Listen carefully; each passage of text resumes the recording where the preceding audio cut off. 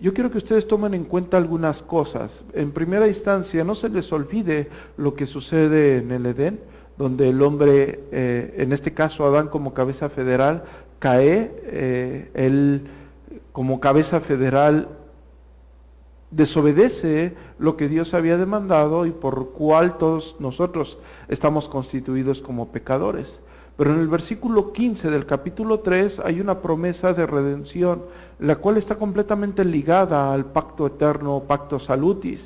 En esta promesa de redención, en la primera predicación del Evangelio por Dios mismo, es revelada en el versículo 21, donde a Adán y Eva se les cubre con pieles, la cual tipifica que tendría que existir un sacrificio. Es decir, poco a poco se va dando más luz.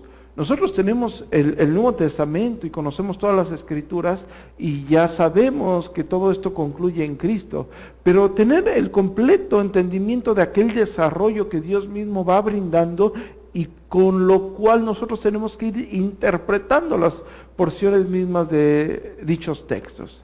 Entonces tenemos en el versículo 21 del capítulo 3 aquella revelación de que tenía que existir un sacrificio, y también vemos que desde sus inicios en la caída el hombre siempre pretende buscar satisfacer su justicia por medio de las obras. Esto lo vemos a ellos cubriéndose con algunas hojas. Ahora, posteriormente, en el capítulo 4 tenemos una clara antagonía entre Caín y Abel, dos diferentes ofrendas. Caín, el mayor, el primogénito, ofrece una ofrenda de aquella tierra que había sido maldecida por causa de Adán como cabeza federal. Y Abel ofrece el sacrificio, ofrece un cordero, lo cual ya había sido estipulado anteriormente. Es decir, Caín sigue en la obediencia que era por fe, como lo dice Hebreos. Caín ofrece un mejor sacrificio por fe. Es únicamente la confianza, la certeza que se tenía en lo que nuestro Dios iba a hacer. Ellos no tenían entendimiento de cómo iba a suceder en la cruz del Calvario, pero ellos atendían a la promesa que ya se les había delegado, ¿no? Posteriormente nosotros vemos que se redacta aquella descendencia de Caín, aquella descendencia maldita, aquella descendencia alejada de Dios, aquella descendencia que urbaniza un lugar pero alejados de Dios. Y posteriormente, en los últimos versículos, vemos que hay un descendiente, el cual es Set, y después de esto, según la Escritura, los hombres empiezan a invocar el nombre de Jehová nuestro Dios. Ahora, entendiendo esto, nosotros ya pasamos al capítulo número 5, y en el capítulo 5, a diferencia de los textos posteriores a lo que sucede con Caín y Abel, nosotros vemos que en el capítulo 5 ya se va a narrar la descendencia de Set. Es decir, ya se traza ahora otra línea. En el capítulo 4 se trazó la línea de Caín, y en el capítulo 5 se va a trazar la línea de Set. Las primeras palabras de este capítulo, si ustedes pueden ir al texto, este es el libro de las generaciones de Adán. El versículo 1 en el capítulo 5 tiene mucha relación con el capítulo 1 del versículo 1 del Evangelio según Mateo. Génesis dice, el libro de las generaciones de Adán. Es decir, están escritos los nombres de los descendientes caídos del primer hombre. Mateo, en el capítulo 1, versículo 1, dice, el libro de la generación ¿de quién? De Jesucristo. En el capítulo 5 de Génesis, habla de la generación de las personas caídas. En el capítulo 1 de según Mateo, el Evangelio según Mateo, capítulo 1, versículo 1, habla de la generación de Jesucristo, de las personas que iban a ser redimidas. Esta es una palabra muy importante en el original hebreo, es la palabra toledá. Si ustedes quieren apuntar, que significa descendencia, familia, historia, generación, linaje. Es muy importante entender esta palabra, porque si nosotros vamos a Génesis 2:4, también vamos a encontrar esa misma palabra, pero como orígenes. Estos son los orígenes de los cielos y de la tierra. Sin embargo, no está hablando del momento de la creación, porque si hubiese sido así, la encontraríamos en Génesis capítulo 1, versículo 1. Más bien se trata del punto de partida del cual se llevará un desarrollo concreto de una historia. No sé si me estoy dando a entender. Es más importante de lo que nosotros podamos visualizar o podamos entender. De hecho lo hace en el capítulo 6, en Génesis, versículo 9, donde dice, estas son las generaciones de Noé.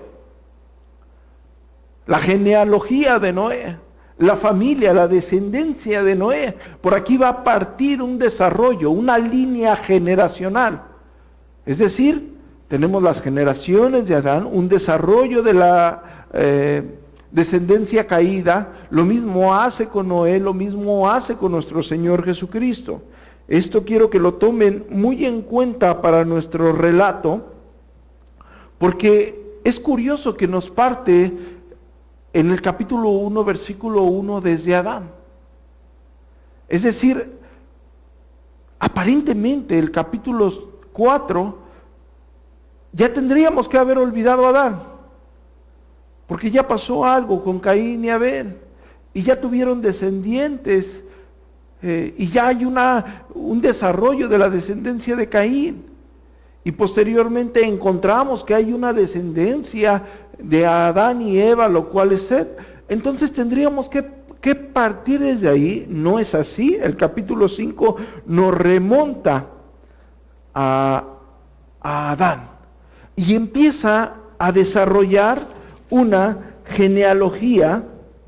En el versículo 1 en adelante, después de decir que Adán vive en el versículo 3 los años redactados, y en el versículo 5 decir que fueron todos los días, empieza a hablar de cada uno de los descendientes, y ustedes van a encontrar algo muy similar, a excepción de la redacción de Enoc, en la cual centraremos el mensaje y por la cual visualizaremos la intención del mismo capítulo.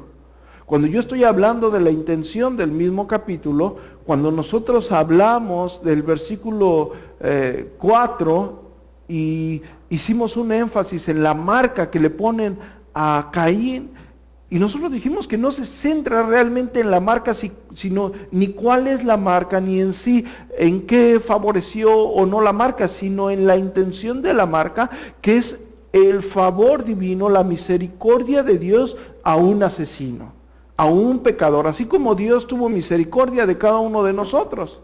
Es decir, no es ver qué significa realmente la marca, sino que Dios misericordioso eternamente, a pesar de haber podido destruir a Caín, le extendió su misericordia como un pecador. Ahora, eso es lo mismo que tenemos que ir tratando en cada porción de la Escritura, que se centra en Cristo. Charles Spurgeon en alguna ocasión dijo, nosotros podemos arrancar una hoja de la Biblia y en la cual correrá la sangre del Cordero. Es decir, en cada versículo vamos a encontrar a Cristo, o centrado el Cristo. La narración se centra en Cristo. Al parecer el desarrollo de estos textos en sí no tendrían algo en que ponerle importancia, porque vamos a encontrar el momento. Escuchen esto es fundamental para nuestra interpretación. Vamos a encontrar el momento en que ellos nacen. Es decir, se va a decir, fue de tantos años y engendró a tal persona, y posteriormente vivió tantos años, y en resumen, fueron tantos años y murió. El que sigue, vivió tantos años engendró a tal persona, después vivió tantos años, en resumen fueron tantos años y murió. Es decir, ese es el patrón hermenéutical.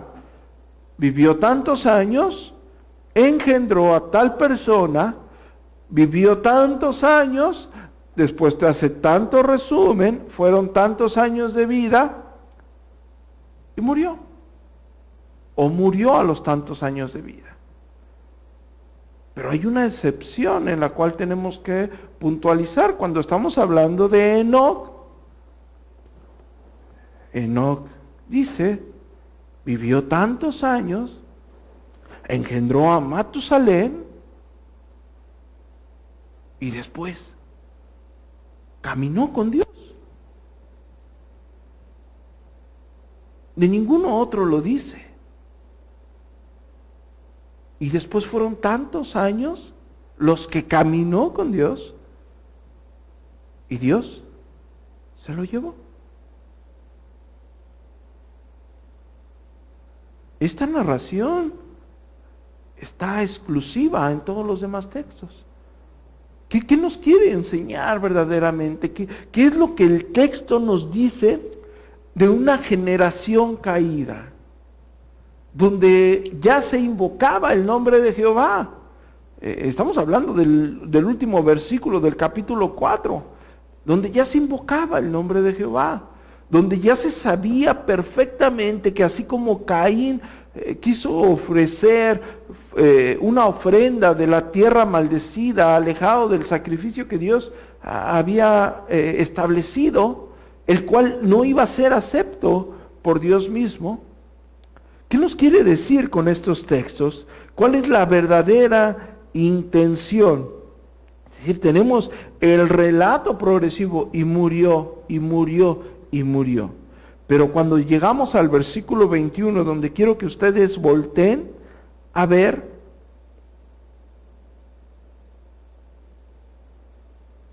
vamos a encontrar que Él agrada a Dios, Él camina con Dios. No vamos a encontrar en ninguna otra parte de la Biblia esa descripción. Él agrada a Dios más que con nuestro Señor Jesucristo. ¿Sí? Únicamente con nuestro Señor Jesucristo tenemos esa descripción. Dice que Él agrada a Dios, Él camina con Dios. Ya lo vieron, el texto. Quiero que todos vayan al texto, por favor. Va a ser muy importante porque el día de hoy también le vamos a entrar a las matemáticas. ¿Sí? Muy importante para la interpretación de este texto. ¿Sí? Lo importante también de los nombres. ¿Sí? ¿Qué significa el nombre de Matusalén? En aquel tiempo siempre ha tenido una importancia el nombre. Como Jacob, mentiroso, engañador. ¿Qué significa Matusalén? El día de hoy, el nombre que nos guste, si hay un artista favorito, por ahí alguien le pone el nombre del artista. Le ponemos Brian y Kimberly. Están de moda, sin ofender a nadie. Pero ahí tiene algo muy importante, el nombre, los números. Es decir, ¿por qué no relata y fueron tantos años y engendró un hijo y después vivió tantos años y murió? Pero después con uno, después de que tiene a su hijo, camina con Dios. El relato no dice que antes había caminado con Dios. Él dice, vivió tantos años, vayan al versículo 21, y vivió Enoc 65 años y engendró a Matusalén y caminó Enoc con Dios después de que engendró a Matusalén. Antes no había caminado con Dios. ¿Qué pasó? ¿Por qué después de tener a su bendición camina con Dios? ¿Qué es lo que pasa? Con todos los demás no pasó esto. Después él camina con Dios. Ahora yo quiero atender, para empezar con la exposición de este texto, Amos, en el capítulo 3, quiero que vayan a Amos. Voy a esperar a cada uno de ustedes. Amos, capítulo 3, versículo 3.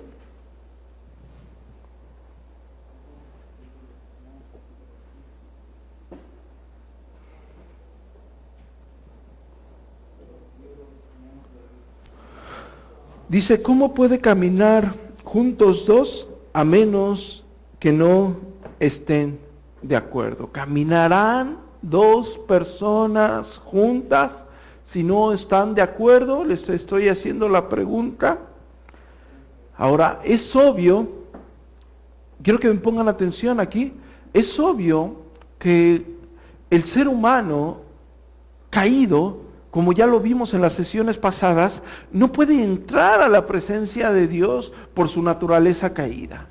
Es obvio que las personas, en este caso Adán y Eva, fueron expulsados del jardín del Edén, porque el jardín del Edén, lo más importante es que habitaba la presencia del Señor.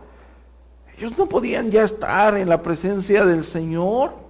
Ellos ya no podían estar o entrar a la presencia de Dios. ¿Por qué? Por su naturaleza caída. Porque estaban muertos en sus delitos y pecados, como lo dice el apóstol Pablo. Ahora, aquí Enoc, evidentemente, tenía la misma naturaleza caída que Adán. Enoc no era diferente a cada uno de ustedes, a cada uno de nosotros. A mí no era diferente, con la naturaleza caída. Él no podía caminar con Dios por su naturaleza caída. Tuvo que existir una reconciliación. Existió una reconciliación de Enoc con Dios, para que Enoc caminara con Dios.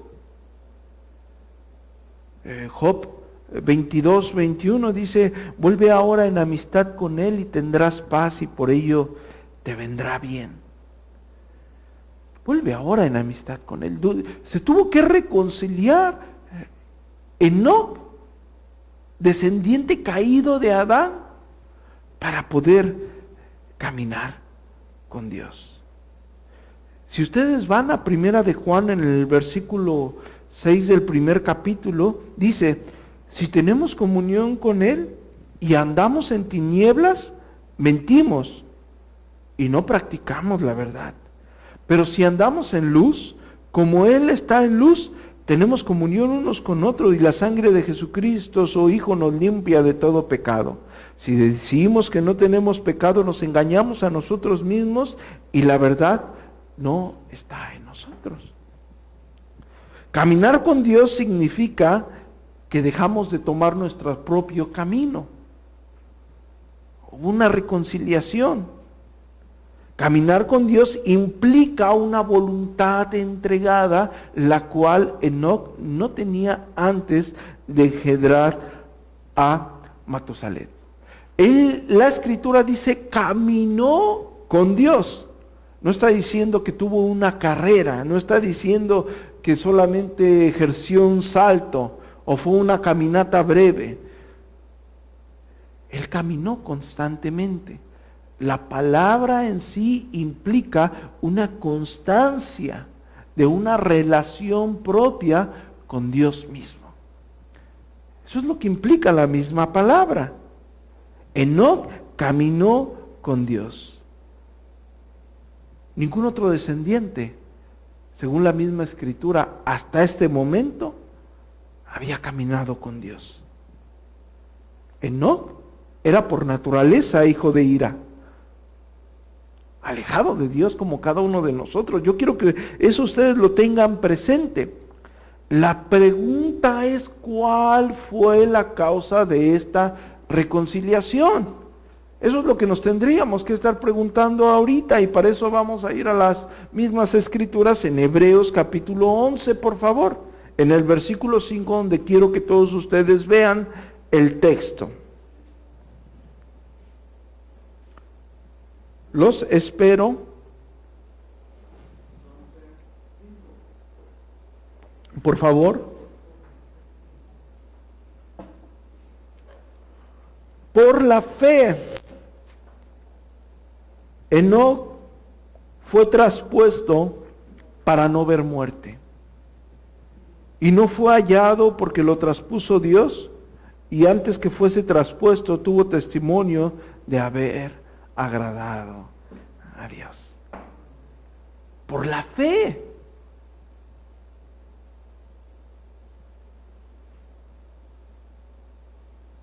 Por la fe.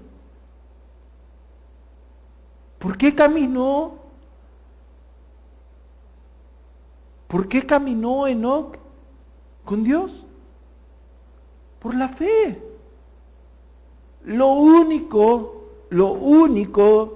que se requirió para que Enoc se reconciliase con Dios era fe. Una fe que ya había sido delegada. Una fe que daba testimonio de la misericordia de Dios. Una fe en la cual Dios ya había trazado una ruta de salvación donde ellos no tenían el entendimiento de que iba a ser Jesucristo en la cruz del Calvario. Pero ellos miraban esa promesa redentora en Génesis capítulo 3, versículo 15. Si nosotros vemos más adelante en el versículo 6, dice, pero sin fe es imposible agradar a Dios, porque es necesario que el que se acerque a Dios crea que le hay y que es galardonador de los que le buscan. La intención del texto no está hablando de un galardón material, está hablando de la salvación eterna. Está hablando de la salvación para una descendencia caída. Y no caminó con Dios, ¿por qué? Por fe. Única y exclusivamente por fe. Es decir, el desarrollo hasta el capítulo 5, Dios sigue dando evidencias de cómo iba a ser su redención. Va dando una luz progresiva. Nosotros vemos en Génesis 3:15 el pacto de gracia, el prototipo del Evangelio, que da luz del mismo pacto de redención o pacto salutis. Génesis 3:21 nos dice claramente que tendría que haber un sacrificio para cubrir, kafar, en hebreo, cubrir nuestra culpa. En el capítulo 4 te dice claramente que lo que hizo Caín es dar un fruto de una tierra maldita de sus propias manos, una obra de sus manos para agradar a Dios, la cual no iba a ser acepta. Iba a ser acepto la misma ofrenda que Dios ya había establecido, como lo hizo Abel. En el capítulo 5, es claro que nos enseña que el hombre tenía que depositar genuinamente la confianza en esa promesa redentora para vida eterna. Repito, plena confianza en esa promesa redentora para vida eterna. El lado práctico del que se está hablando es que Él dio evidencia. Él dio evidencia de su fe. Si hablamos de un lado práctico y experimental de la vida cristiana, podemos decir que si queremos conocer a Dios, debemos caminar con Él. Pero si queremos caminar con Él, le debemos de conocer a Él. Y eso es por medio de Jesucristo. Si le queremos conocer, debemos de caminar con Él. Pero caminar con Él implica conocerle a Él. Y eso lo hacemos únicamente por medio de Jesucristo y la palabra ya revelada. Ahora, la vida de Enoc en sí mismo, después de tener a Matusalén, ha de haber sido una vida maravillosa, como la de cualquier cristiano genuino. Es decir,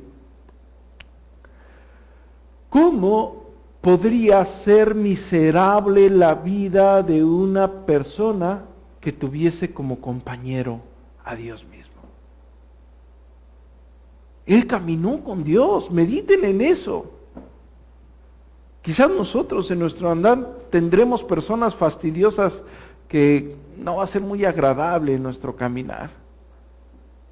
Pero él caminó con Dios. ¿Quién puede ser miserable con un compañero así? ¿Qué ser humano puede ser miserable con un compañero así?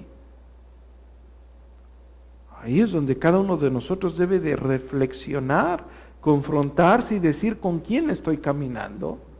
Verdaderamente estoy caminando en esa fe que agradó a Dios, porque sin fe es imposible agradar a Dios.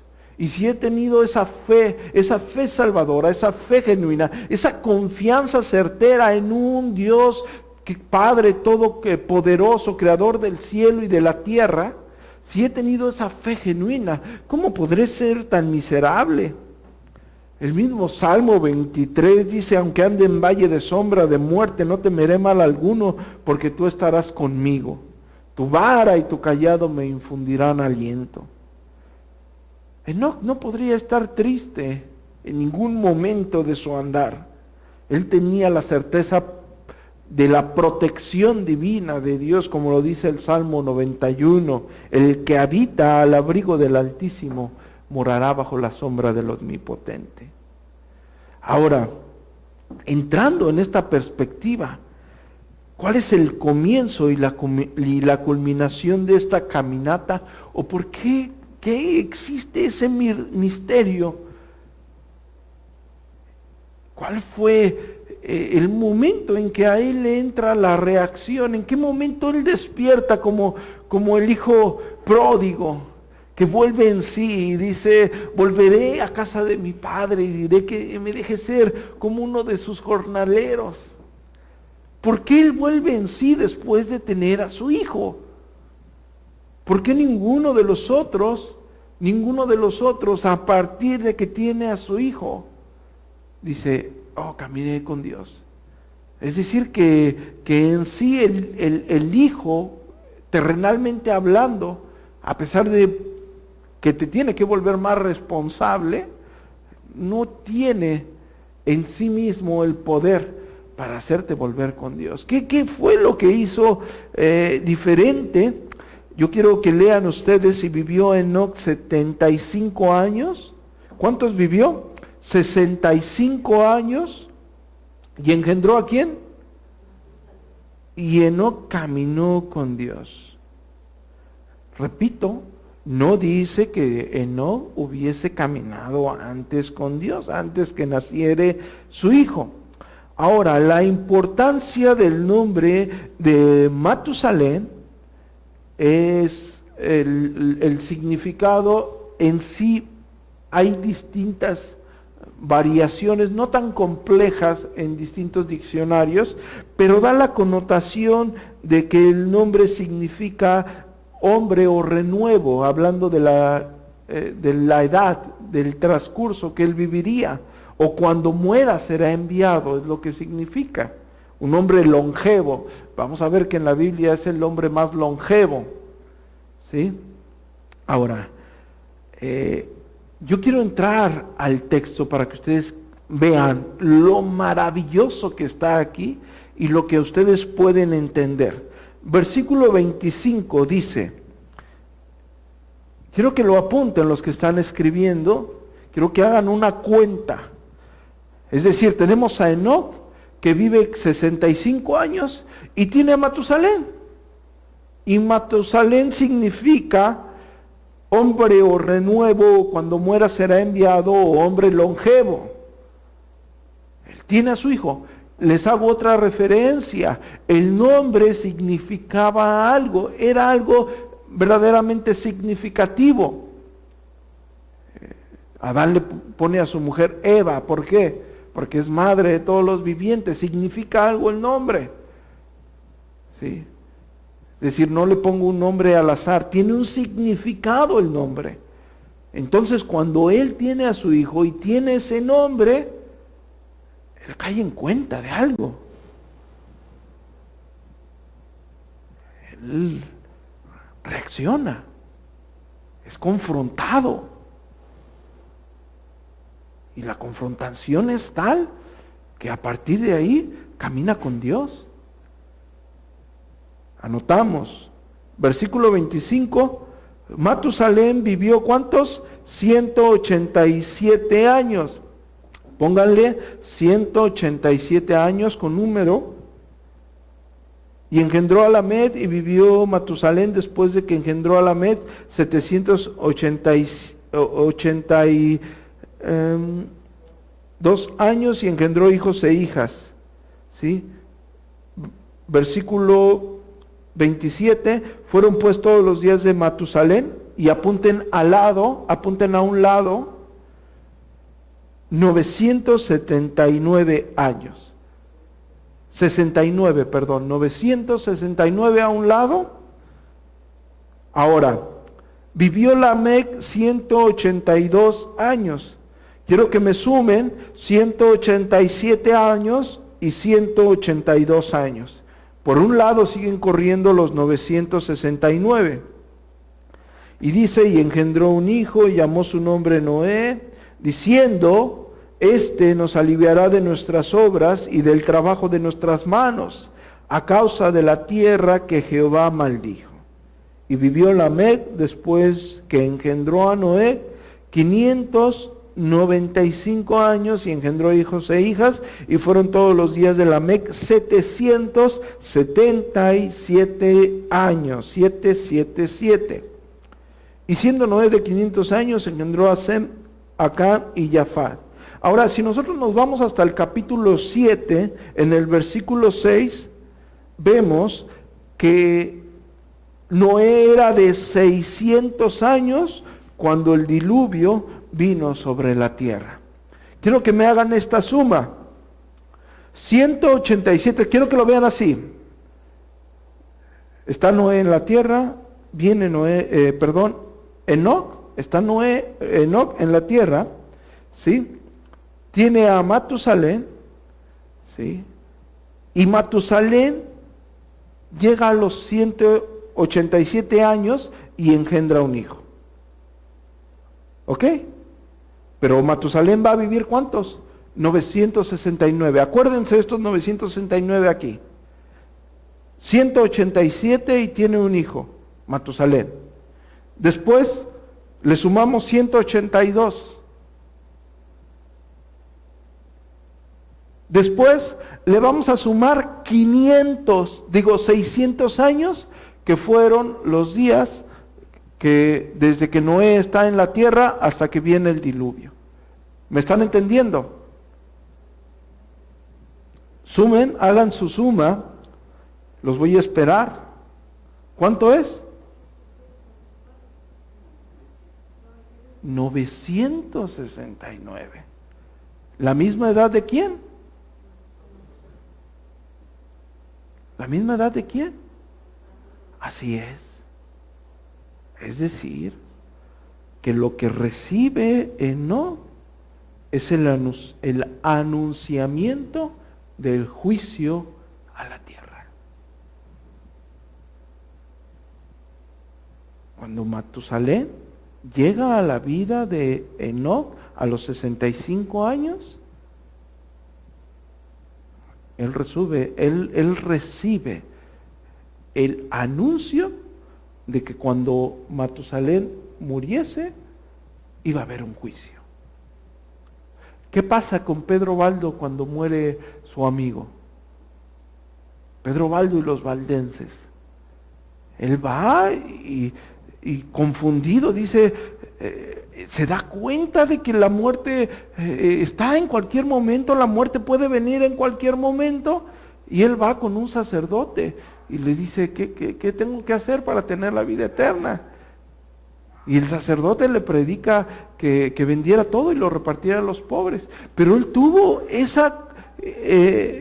él fue contristado de juicio, de pecado y de juicio, cuando tuvo la certeza que muchos no tienen de que iba a morir. Cuando yo les hago hincapié, somos peregrinos y las personas no se dan cuenta que el día de hoy puede ser nuestra muerte. Así vive el ser humano. como la parábola del rico insensato, del rico estúpido. Ay, comeré y diré, come y bebe, porque muchos bienes tienes. Y Dios le dijo, tonto, estúpido, no sabes que esta noche vienen por tu alma. Una confrontación de juicio. Cuando hablamos de las buenas nuevas es porque hay una mala noticia. La mala noticia es que todos nosotros somos pecadores y que merecemos la ira de Dios y que estamos bajo la ira de Dios y que va a haber un juicio y que somos peregrinos y que vamos a morir y nos vamos a enfrentar a ese juicio, el cual ya somos declarados culpables desde el momento que venimos a esta tierra. Pero hay una buena noticia, que Cristo Jesús murió y resucitó para el perdón de nuestros pecados. Y las personas no tienen esa conciencia. Por eso es que todos caminaron, todos vivieron, tuvieron un hijo, se reproducieron y vivieron más años y murieron. Como vive la gente. A Enoc no. A Enoc se le anuncia el juicio. Enoc sabía perfectamente que era por fe, porque Hebreos capítulo 11 lo dice. Así como religiosamente muchas personas conocen superficialmente acerca de Jesucristo, o sapiensalmente acerca de Jesucristo, como lo vimos en la pregunta del Catecismo de Heidelberg. Pero no que conozcas sapiensalmente acerca de Jesucristo, quiere decir que tengas la verdadera fe, la verdadera certeza, la verdadera convicción, una genuina convicción de que Jesucristo murió y resucitó para el perdón de nuestros pecados.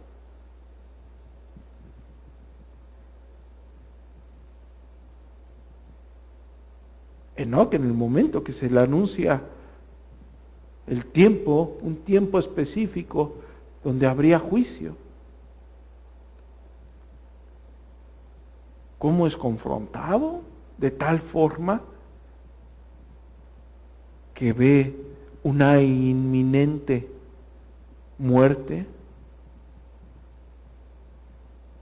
donde a partir de ahí, donde después de haber sido confrontado y teniendo la conciencia de que ya se hablaba en Génesis capítulo 4, en los últimos versículos, que las personas ya invocaban a Dios, y teniendo la conciencia del verdadero sacrificio que Dios exigía, y el cual era aceptado única y exclusivamente por medio de la fe, porque sin fe, lo repito, es imposible agradar a Dios. Él cree. Y cuando cree, camina con Dios. Y el mismo texto dice que dio evidencia de haber caminado con Dios. No repitió una oración, no lo hizo.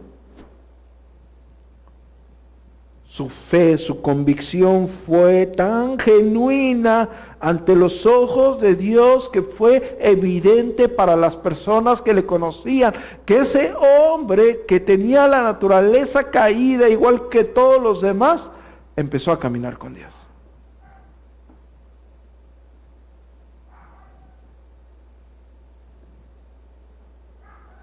Fue evidente.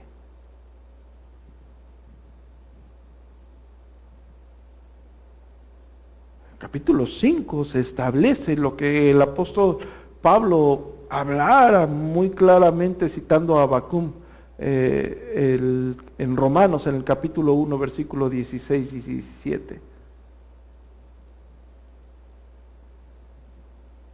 El Evangelio en sí es poder de Dios para salvación. ¿Para quién? Para todo aquel que cree, sea griego, sea judío.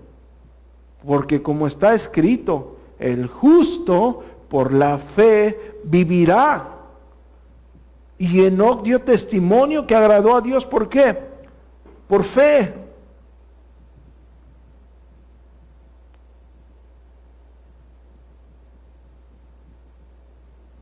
Y fue evidente. Porque él caminó con Dios.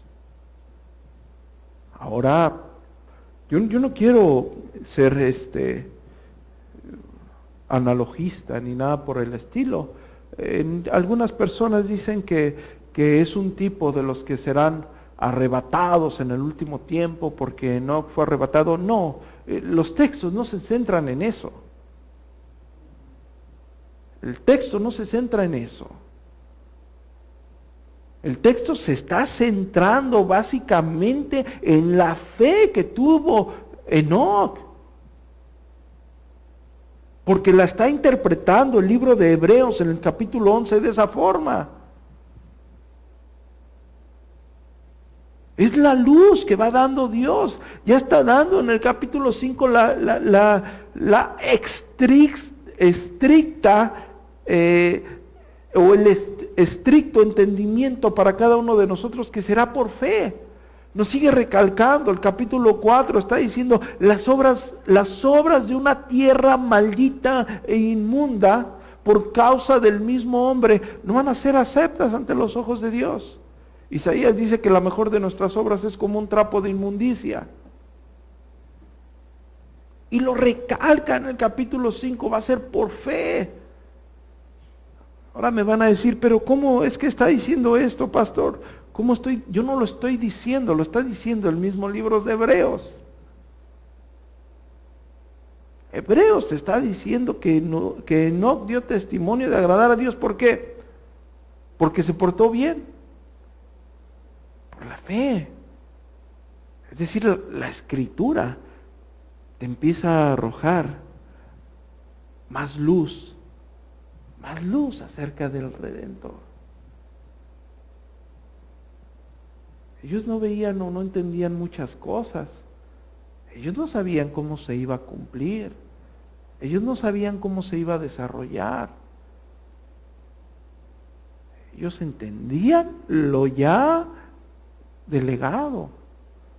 Propiamente cuando a Dios le placiese dar una revelación más amplia, así iba a suceder. Progresivamente iba a hilar esa revelación, la cual se centra ¿en quién? En Jesucristo. ¿Podemos hilar una cuestión práctica de esto? Por supuesto. Estamos hablando de Enoc, estamos hablando de un hombre que tuvo fe, pero estamos hablando de un hombre que dio testimonio de esa fe con su forma de vivir. Va ligado, lo dice Santiago. No está aislado. Pero también estamos hablando del centro del mismo mensaje. Él tenía que tener fe. ¿Por qué tenía que tener fe? Bueno, porque hay un juicio también. Hay una buena noticia, pero hay una mala noticia. Si la buena noticia actualmente es distorsionada, la mala noticia peor. Porque sí va a haber un juicio. Y las personas viven adormiladas dentro de las mismas iglesias. Y tal parece que todos tuviesen el mismo corazón o el mismo pensamiento, porque el mismo corazón perverso lo tienen, pero el mismo accionar que el rico estúpido. Comamos y bebemos, disfrutemos, caminemos, hagamos esto, hagamos aquello. Tonto. Estúpido, no sabes que esta noche vienen no sabes que hasta el día de hoy llegas, que hay un juicio y en ese juicio perecerán todos aquellos los que no hayan puesto su confianza en Cristo. Que no entiendes que eres un peregrino insensato que necesita la redención en Cristo Jesús, al cual tienes acceso por la fe. Cree en lo que Cristo hizo en la cruz del Calvario.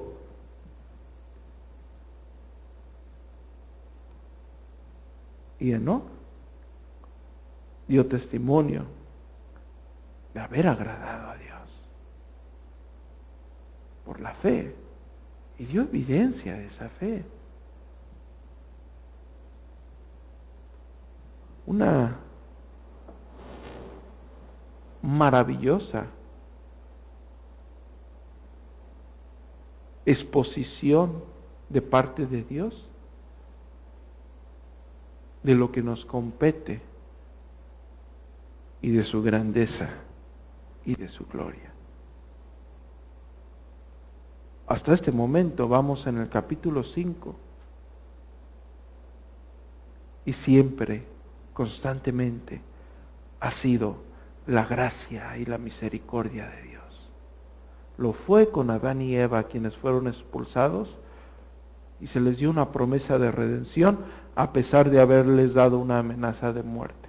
La condescendencia y la misericordia de Dios al expulsarlos para que no extendieran su mano y tomaran del fruto de la vida y morirían eternamente sin poder tener acceso a la redención porque serían eternamente pecadores. Y la misericordia de Dios al cubrirlos de su vergüenza haciendo un sacrificio de expiación perfecta. La misericordia de Dios con Caín, con el asesino Caín, con el primer hombre en esta tierra. Estaba presente. Así como Dios fue y es y será misericordioso con el ser humano, muerto en sus delitos y pecados. Pero hay un juicio. Habrá un juicio. Así como en los tiempos de Noé hubo tal juicio. Y se proclamaba ese juicio.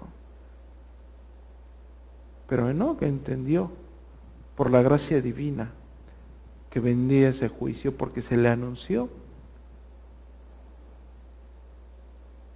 Y él caminó con Dios.